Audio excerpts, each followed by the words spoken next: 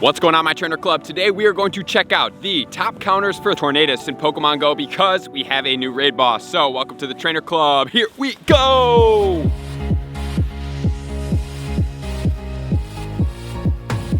Welcome back, everybody. Let me know in the comments below, are you excited for the new raid boss that is going to be Tornadus? Are you going to be sad to see the Heatran with the shining potential go away? So we want to check out what are the top counters, what are going to be the 100% IVs, and then everything else that you have to know. So let's get into everything that is possible right now in Pokemon Go so that we can make sure that we can beat it. We have all our parties set up and we know exactly what to expect. So let's get into it right now. Tornadus is going to be from February 4th all the way until February 25th. So we have approximately 20 days, 21 to be exact, to be able to get this Pokemon. So you definitely want to go out there and get as many as possible. It is actually going to be the only flying type, purely flying type legendary that is going to be in the Pokemon game. So this is super exciting for us, and it's definitely a Pokemon we want to get after. And most importantly, like I said in my last video, I'm really excited because now we are introducing some more of the Gen 5 legendary Pokemon, which could mean the Gen 5 dragons coming soon to us. So this Pokemon is going to be weak to 3 things, which are going to be electric, rock, and ice. So those are the Pokemon that we are primarily going to build our parties from. So we're going to check out the top counters, but as far as the party sizes that needed to take it down are going to include 3 players under the optimal conditions. That's going to be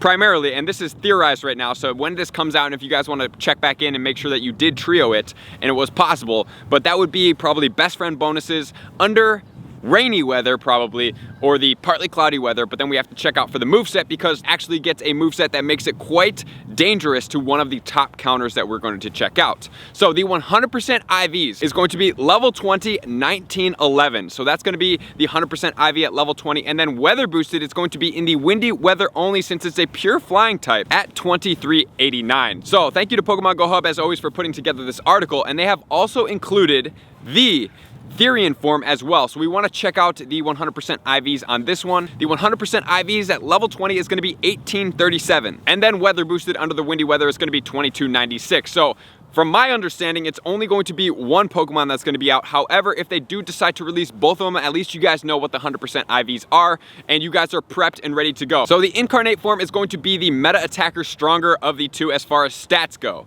But now we want to check out what the moveset is, because there is going to be a move in there that's going to make some of the counters, especially the top counters and the most powerful, a little bit irrelevant and weak to. As far as the quick moves, it's going to be Bite and Air Slash. And then as far as the charge move, it is going to be Grass Knot, which is going to pose weaknesses for the rock Pokemon. Then it's also going to have Dark Pulse, it's going to have Hyper Beam, as well as Hurricane. And unfortunately, Hurricane is not going to be one of the premier flying type moves. So as of right now, we will check it out in the best of the best series to see what everything and how it encompasses itself into the flying type category. But hopefully at some point it will get some type of buff move that will definitely make it more impactful. And as far as its resistances, it's going to be double resistant to ground, and it's going to single resist bug, fighting, and grass. Now we're going to get into the top counters to make sure you guys have your party set up, and then I'm going to give you my recommendations as far as what do you do with your parties if you choose to use the rock type attackers, because they are very strong. So here we go. Number 1, we have the Rampardos. Rampardos is an absolute monster, great attacker. However, it's also going to provide the highest DPS, but if it does have the Grass Knot move, it's going to make it weak and it's going to KO this Rampardos. So the moveset for this is going to be Smackdown and Rock Slide combination. However, if you are a little bit weary and you don't want to go in with this, I would definitely suggest to keep it on the bench and use the next best attackers, because these Pokemon are definitely going to be ones that you want to use, right? So next we have one of my favorite Pokemon is going to be the Raikou, and it's going to be the Thunder Shock and the Wild Charge combination. Definitely a very powerful moveset, and it's a great Pokemon to use, and I would primarily populate your parties with this Pokemon if you have them available to you. And the great thing about these electric Pokemon is that they do not have any weaknesses as far as its moveset, so it's going to be able to stand in there and not have to worry about any of the other parties. So that's a wonder of these electric Pokemon. Next, we have the Magnezone, which is going to be Spark and Wild Charge combination. So I'm super excited about this Pokemon. Number 1, because it's really, really bulky and tanky. I really like the Raikou though because it delivers the most power as far as the electric types go. And then we have Zapdos with the Thundershock Thunderbolt combination, and then followed closely by the Electivire, which is going to be the Thundershock Wild Charge combination. So all of these Pokemon are definitely great for us to use. And now we're going to get into some of the other counters that you can definitely use in your party However, they could potentially be a little weak, such as this Terrakion with the Smackdown and the Rock Slide combination. And this is a beast Pokemon. It's a very effective rock Pokemon, but it is going to be weak to the grass, as well as the Mamoswine with the Powder Snow Avalanche combination, and Mamoswine is also going to be weak to grass as well. So this is going to make up the bulk of the best attackers as far as the Pokemon go that we are using. And also I wanted to give you guys a couple more other counters, and definitely if you want to check out more details, you can pause the video here. We have the Mewtwo with the Confusion or the Psycho Cut and the Thunderbolt, which is going to work. We have the Aerodactyl, we have the Regigigas, we actually have the Arcanine that would work. The Melmetal would actually work in here. We could also use the Beartic, the Zebstrika, the Archeops, and if you guys want to go ahead and pause any more and check out any of these other counters, you can definitely do so. Just want to make sure that you guys know that there are other counters. However,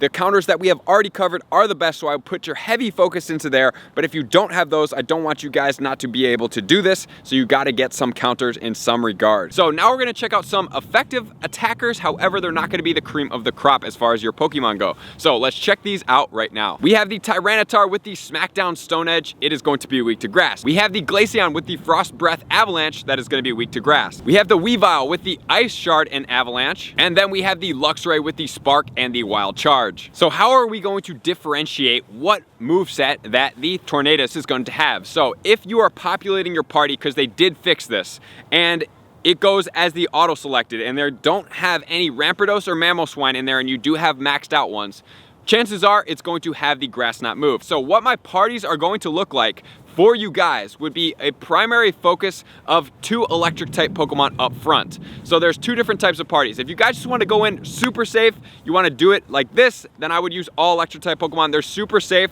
they're great to use. However, if you want to use your rock type Pokemon because you have some maxed out, you can definitely have a 2 electric Pokemon in the front, and then you can have Rampardos, and then you can have Tyranitar and Terrakion following it.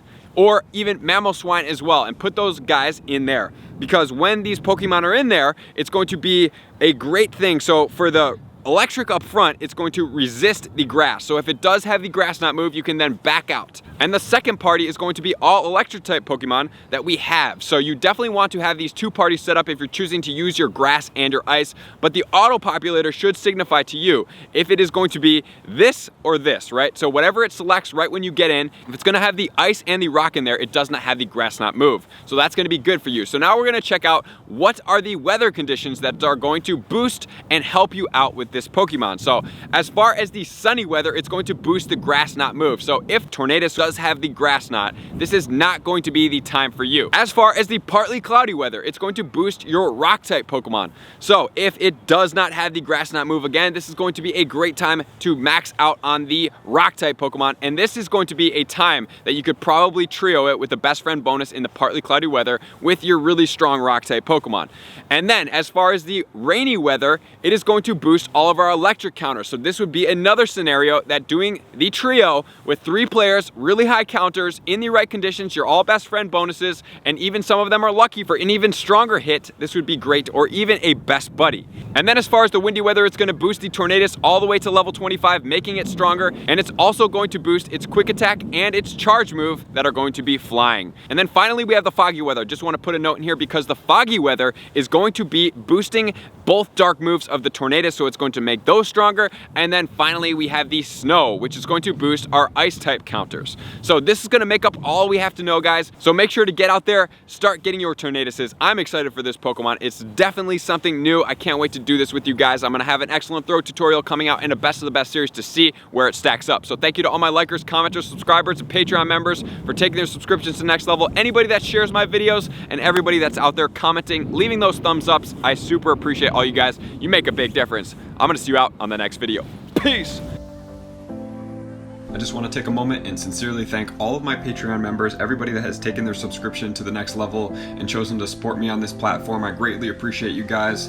As a growing channel and really trying to grow and improve as much as I possibly can, I really appreciate the extra support. You guys mean the absolute world to me. I cannot wait to connect with you soon, and I appreciate you guys all for being a part of the Trainer Club.